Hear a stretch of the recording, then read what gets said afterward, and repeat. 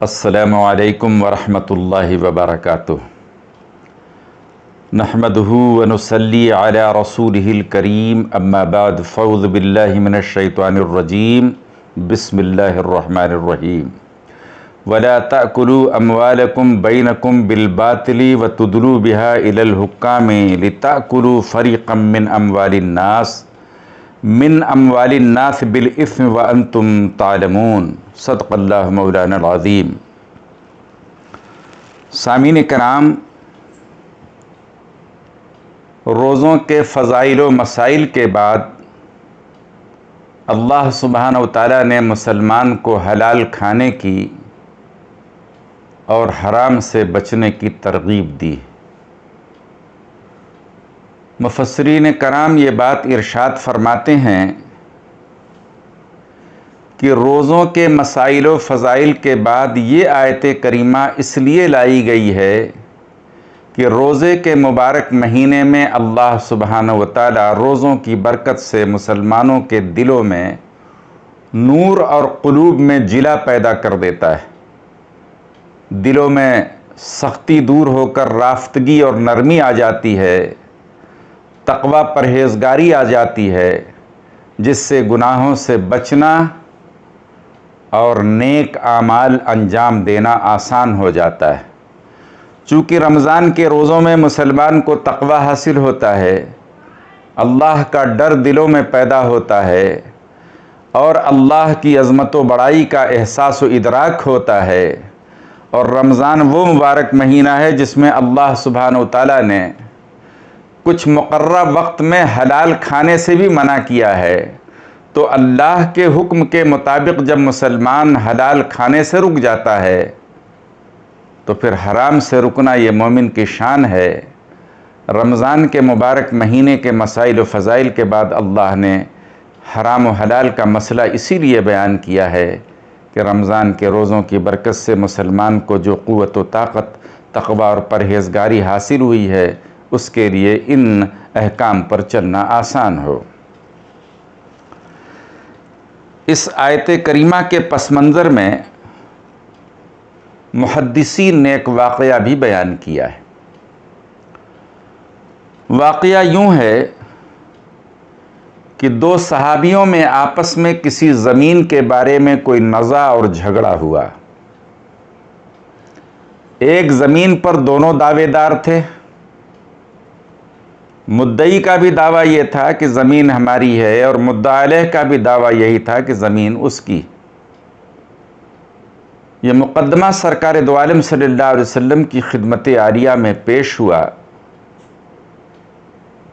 آپ نے ثبوت طلب کیا تو دونوں میں سے کسی کے پاس اس زمین کا کوئی ثبوت موجود نہیں۔ تو اسلامی قانون کے مطابق سرکار دو عالم صلی اللہ علیہ وسلم نے پہلے صحابی جو مدعی تھے ان سے کہا کہ تم اس پر دو گواہ لاؤ۔ وہ گواہ نہ پیش کر سکے تو پھر مدعا علیہ سے آپ نے یہ بات بیان فرمائی کہ تم اب اس پر قسم کھاؤ کہ یہ زمین میری۔ قانون اسلامی یہی ہے کہ مدعی یا تو دو گواہ پیش کرے، اور اگر وہ دو گواہ پیش کرنے سے قاصر ہو تو مدعا علیہ قسم کھائے کہ یہ زمین میری۔ دوسرے صحابی جو مدعا علیہ تھے انہوں نے قسم نہیں کھائی اور زمین سے دستبردار ہو گئے۔ سامعین کرام، اگر تقوی نہ ہوتا، پرہیزگاری نہ ہوتی، اللہ کا ڈر نہ ہوتا تو جھوٹی قسم کھانا کوئی مشکل کام نہیں تھا۔ مگر دیکھیے، جب ایک مومن کے دل میں تقوی، پرہیزگاری، اللہ کی عظمت، اس کی بزرگی اور اس کی بڑائی پیدا ہوتی ہے تو انسان خود بخود گناہوں سے رک جاتا ہے۔ ان دوسرے صحابی نے وہ زمین چھوڑ دی۔ اس کے بعد رسول اکرم صلی اللہ علیہ وسلم نے ارشاد فرمایا کہ میں بھی ایک انسان ہوں۔ لوگ، جس کا مفہوم ہے، یہ حدیث تھوڑی لمبی ہے، میں اس کا مفہوم پیش کر رہا ہوں کہ میں بھی تمہاری طرح ایک انسان ہوں۔ لوگ اپنے مقدمات لے کر میرے پاس آتے ہیں، بعض لوگ ایسے بھی ہوتے ہیں کہ جو چرب زبان ہوتے ہیں. بعض لوگوں کو اللہ سبحانہ و تعالیٰ نے بولنے کی صلاحیت دی ہوتی ہے، اچھا بولتے ہیں، اچھی گفتگو کرتے ہیں اور منفی کو مثبت اور مثبت کو منفی بنا دیتے ہیں. تو ارشاد فرمایا بعض تمہیں چرب زبان ہوتے ہیں. کوئی اگر چرب زبانی سے کسی دوسرے کا حق مار لیتا ہے تو قیامت میں اس کا ذمہ دار وہ ہوگا. قاضی کو کیا پتہ ہے، فیصلہ کرنے والے کو کیا پتہ ہے، وہ تو اپنی چرب زبانی سے اسے متاثر کر دیتا ہے. تو سامعین کرام، یہاں اس آیت کریمہ کا جو بیک گراؤنڈ تھا وہ آپ کی خدمت میں پیش کیا. تو اللہ نے فرمایا کہ اے مسلمانوں، آپس میں ایک دوسرے کا مال ہڑپ کر لینے کے لیے اور کھا لینے کے لیے اپنے مقدمات کو ان حاکموں کے پاس لے جا کر اپنے حق میں غلط فیصلے مت کراؤ. آج دنیاوی قانون کچھ الگ ہیں، اسلامی قانون کچھ الگ ہے. بعض لوگ دنیاوی قانون کا سہارا لے کر اپنے بھائی کا حق غصب کر لیتے ہیں، اپنے بھائی کا حق ہڑپ کر لیتے ہیں. اسلام میں یہ چیز حرام ہے اور ناجائز ہے. اللہ سبحانہ و تعالیٰ نے اسی چیز سے منع فرمایا ہے کہ اے مسلمانوں، کسی غلط بات کا، کسی غلط قانون کا، کسی غلط چلن اور رواج کا سہارا لے کر تم اپنے دوسرے کسی مسلمان بھائی کا مال غلط طریقے سے کسی حاکم سے فیصلہ کرا کے، کسی حاکم سے ڈگری کرا کے اپنے فیور میں وہ چیز نہ کرا لو. ایسا کرنا تمہارے حق میں بہت ہی نازیبا ہے اور بہت بری بات ہے.